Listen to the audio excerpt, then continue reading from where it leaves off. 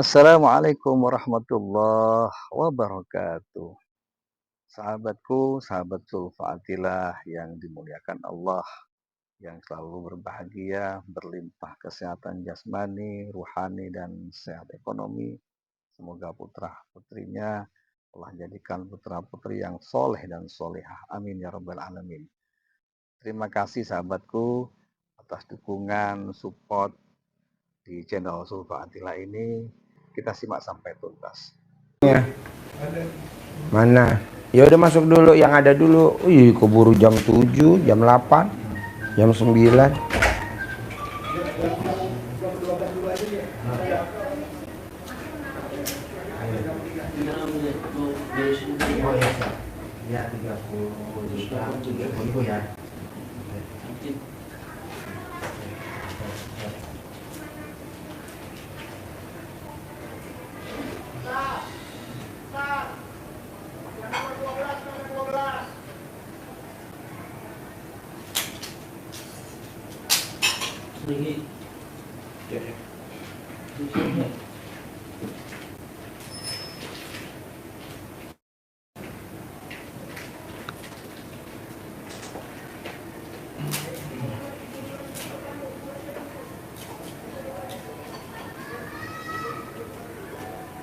Kita beralih ke info tunggal yang tadi.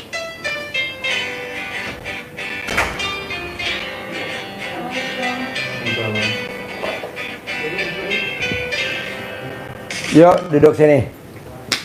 Tinggal di mana? Yuk duduk. Tinggal di mana? Tinggal di Cibubur. Cibubur. Sama siapa tinggal? Sama suami. Oke. Siapa lagi selain suami? Ada orang tua. Oke. Udah punya anak apa belum? Udah Pak. Berapa? 7. 7. Iya. Dari berapa suami? Dari satu suami. Dari satu suami. 7. Iya Pak Haji. Sekarang umurnya berapa? Sekarang 39 Pak Haji. 39. Rencananya mau nambah berapa lagi? 7 lagi bisa gak? Kalau dikasih Pak Haji. Ya, jadi 14 ya. 14. Nanti Haji Marco juga mau nyalip ya. Jadi kegiatan sehariannya apa? Jualan Pak Haji. Yang dijual? Ayam bakar. Ayam bakar. Iya. Di mana jualannya? Di Cibubur juga, di dekat tempat tinggal. Oh iya, tenda atau warung, Warung. atau ruko atau apa? Warung sih, rumah Warung. ruko. Sewa atau punya sendiri? Sewa. Berapa harga sewanya? 300 per tahun. Oke, nah ini maksain ke RDI apa hajatnya? Hajatnya yang pertama pengen lunas hutangnya Pak Haji. Utangnya berapa? 1 M. 1 M. Ya Pak Haji. Dagang ayam. Ya Pak Haji, buat sewa, buat perabotan kemarin Bos, pas. duduk bos. Dagang ayam goreng, ayam geprek, ayam apa? Ayam bakar taliwang. Ayam bakar taliwang. Iya Pak Haji. Nih yang bener gimana dagang ayam utangnya 1 miliar gubrak. Dari Untuk pas habis apa dulu? pandemi, Pak Hah? Haji. Pas habis dari pandemi Pak Haji, jadi utangnya udah keburu numpuk pas kemarin terakhir buat modal. Pas jualannya agak menurun Pak Haji, jadi nggak nutupin ke utangnya. Jadi utangnya kemana aja, ke berapa titik tuh? Banyak sih Pak Haji, dari bank aja ada 2, belum yang koperasi, belum yang kreditan barang-barang. Jaminannya apa? Jaminannya surat rumah sama tanah sama surat mobil. Oh iya. Nah ini tau RDI dari mana? Kita ngelihat streaming di YouTube Pak Haji, tadinya pelunas hutang gimana caranya sih. Ya. Pas ngelihat itu, awalnya itu ngelihat Pak Ustadz Nasrullah itu, terus lama-lama kok melipir ada Pak RDAY yang ada ibu-ibu gemuk itu yang lagi live sama Bapak Pak Haji itu yang ketawa-tawa, yang dia ML di atas wajan, di atas kulkas itu ya, dengerin ketawa sendiri aja. Pas itu besoknya saya kasih tahu ke suami, saya bilang, "Beh, coba deh praktekin begini, kita pasti utangnya lunas." Iya. Jadi ML di atas wajan. Enggak juga sih Pak Haji. Gimana? Paling ya kita itu aja sih, ML biasa, cuman kayak nenen 99 dikerjain. Ya. Terus air cucian celana dalamnya kita cepretin di warung gitu udah. Untuk sholat tobatnya suami udah ngerjain dari kemarin. Terus apa lagi Pak? Yang udah dikerjain kemarin. Mana mic-nya? Pegang bos. Yuk satu-satu. Yang udah dikerjain. Yang bos udah praktekin apa? Deketin bos mic-nya bos. Salat tobat Sholat tobat yang 18 sama yang 50. sama yang 50 itu selama seminggu dimulai dari hari Rabu. Itu.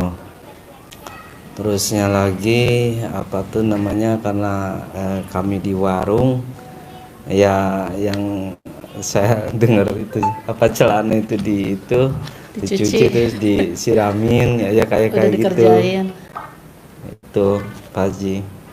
Bos, sebenarnya kan yang bos tadi cerita sama istrinya itu cuman ilmu kearifan lokal, gimmick. Kalau Iya. ibarat makanan tuh topping aja. Yang utama kan rasa. Iya, betul. Es krim, kalau toppingnya bagus, tapi rasanya nggak enak, apa orang makan? Cuma nyicipin doang, ditaruh aja. Gue mau rasanya enak. Topping nggak pakai topping, yang penting rasanya enak. Iya, betul. Nah maunya gue itu apa tuh? Bikin takjub Allah. Tanpa lu pakai topping, gimmick, bisa gak Pak Haji? Bisa. Tapi lu mesti bikin takjub Allah dulu. Apa tuh bikin takjub Allah?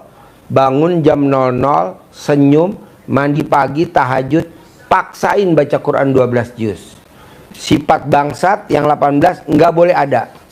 Tuh, lo baca. Masih ada gak di diri lo sifat 18? Masih ada gak di ibu sifat 18? Kalau masih ada, keluarin dulu. Karena itu sifat nggak ada di Al-Quran. Kenapa ada di diri kita? Jangan dong. Kan nggak ada di Al-Quran. Masa kita pelihara? Salah satunya apa? Jengkel. Kepancing jengkel. Mancing jengkel. Nggak boleh. Terutama yang 18. Nah yang ketiga, lo sambil bermuhajat, mohon sama Allah, tapi nggak boleh ngeluh. Terima kasih Allah, terima kasih.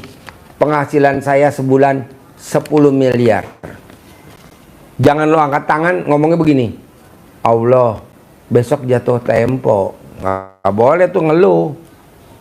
Emang ada ayatnya Pak Haji, ada hadisnya. Hadisnya apa? Ya, hadis yang memotivasi kita hajat pasti terkabul. Nabi bersabda bahwa Allah itu pemalu, sehingga Allah malu melihat hambanya mengangkat kedua tangannya memohon hajat kepada Allah sementara Allah belum mengabulkan. Jadi Allah malah malu kalau kita mengangkat tangan mohon hajat dan Allah tidak mengabulkan. Apalagi kalau kita sudah melaksanakan apa yang disampaikan Pak Haji, ibadahnya ekstrim. Nah lo bikin berdua ibadah ekstrim, gampang nggak? Gampang banget. Singkat nggak? Singkat banget. Karena selama ini ibadah lo nggak ada yang ekstrim, tapi dagangan lo ekstrim. Dagang bangkit lagi, dagang bangkit lagi, dagang bangkit lagi. Sampai begini utang lo, mbak lunas. Mau gue dagang bangkit. Oke lah, itu udah kita kerjain. Coba lo sekarang kerjain ibadah ekstrim. Bikin takjub Allah. Apa tuh? Yang tadi gue sebutin. Nah, bisa gak lo meraktekin bikin takjub Allah? Bangun jam 00, senyum, mandi pagi, tahajud, paksain baca Quran. Nah, bisa gak? Kalau yang lo lihat ML di atas panci penggorengan, itu cuman hajat recehan bos. Gue gak setuju. Gue yang setuju ibadah ekstrim.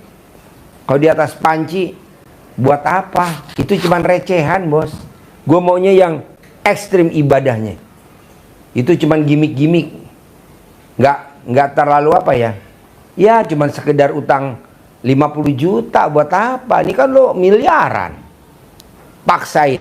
Gimana caranya? Bikin takjub Allah. Nah sekarang kalau lo nggak bisa bikin takjub Allah, Gimana Allah mau bikin takjub kita? Nah, dari yang gue terangin, ada gak yang mau ditanyain? Dari yang gue terangin barusan. Ada Pak Haji. Apa? Untuk melaksanakan praktek baca Quran yang 12 juz itu yang belum mencapai 12 juz, paling 1 juz atau 2 juz setengah, karena waktu yang kita belum bisa untuk membagi, karena kan kami itu mengerjakan sendiri, apalagi sekarang karyawannya tinggal sedikit, masak sendiri, ngelayanin, ngepel itu ya. Jadi karyawan yang dulu waktu pada saat sebelum jalan yang melakukannya itu jadi karyawan dulu, ngepel lah, inilah, masak lah, bikin bumbu lah, dan segala macam dikerjain, sehingga si waktu itu ya kita nyempet-nyempetin. Kadang kita sudah nggak berpikir bahwa kapan untuk waktu tidur, hanya cuma sekedar kalau ngantuk habis itu bangun lagi, ya udah mengerjakan yang sholat itu, yang sholat 50 kali sama 18, habis itu sisanya ada menjelang subuh paling dapat 1 juz, ya itu juga dipaksa-paksain sambil ya kadang-kadang ya udah ngantuk deh, paksain terus, ya itu belum sampai yang mana 12 juz. Maka dari itu caranya bagaimana ya Pak Ji supaya mesti maksa bos. Sekarang lo maksa dagang, sampai sekarang ada gak lo hasilnya? Enggak, cuman sekedar buat makan, sekedar buat hidup, sekedar dan sekedar. Gue nggak mau.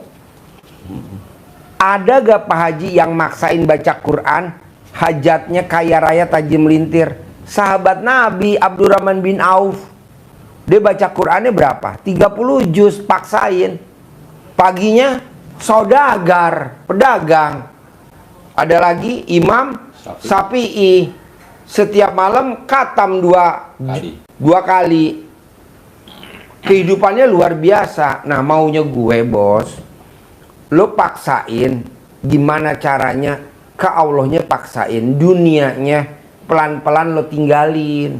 Gue maunya lo nggak usah ngurusin dunia, tapi lo ngurusin Allah, akhirat, dunia ngikut. Pak Haji, namanya orang cari duit ya mesti ikhtiar, boleh, tapi gue maunya nggak ikhtiar. Itu anggur. Ini Iya. lo dengerin nih, anggur. Jadi kan apa yang dikatakan Pak Haji kan keyakinan. Kalau yang dilakukan Bapak tadi kan memang seperti pendapatnya Imam Syafi'i. Ini kan dialog masyhur ini ya. Siapapun pernah mendengar dialog antara Imam Syafi'i dan Imam Maliki sebagai gurunya. Tapi kadang kita nggak ngeh, sering mendengar saja. Nah, ini kita yakinkan bahwa ternyata tadi dikatakan Pak Haji tidak salah, tapi tidak harus.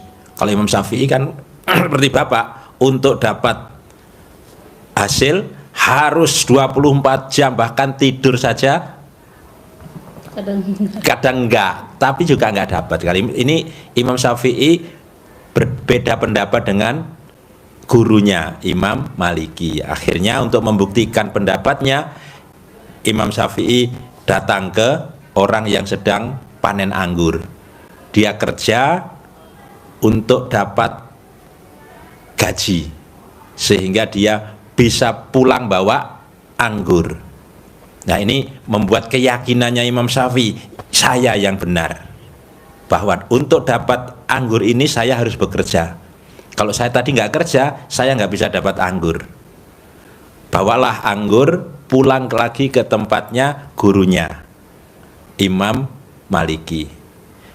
Alhamdulillah Syekh, saya tadi bekerja, ditekan kata-kata apa? Bekerjanya, untuk menunjukkan bahwa untuk dapat anggur ini saya harus bekerja, tapi tidak mau dong merendahkan gurunya. Syekh, saya tadi bekerja sehingga saya dapat anggur. Ini Syekh anggurnya. Buktinya saya bekerja, saya dapat anggur. maunya merendahkan gurunya. Imam Maliki senyum saja melihat ulahnya muridnya kan. Alhamdulillah, saya tadi ngucap enak makan anggur siang-siang begini. Alhamdulillah kamu datang ke sini bawa anggur, kamu kasihkan saya untuk dimakan. Saya duduk di sini tetap ngajar, tidak kemana-mana, tetap dapat anggur dan makan anggur. Kemana Imam Maliki? Nggak kemana-mana, tetap di tempat, tetap Duduk. ngajar, duduk, anggurnya datang. Pilih yang mana? Boleh, seperti Imam Syafi'i, tidak salah kan? Seperti Imam Syafi'i bukan salah, tapi tidak harus. Kalau Imam Maliki, sudah kita mendekat kepada Allah, berbuat yang sering sampaikan Pak Haji, berbuat ekstrim. Apa yang kita ucapkan mantap, manjur. Ini yang diharapkan Pak Haji. Jadi kita akhirat, dunianya ngikut. Tapi kalau kita kejar dunia akhiratnya pasti nggak dapet, dunianya lolos juga.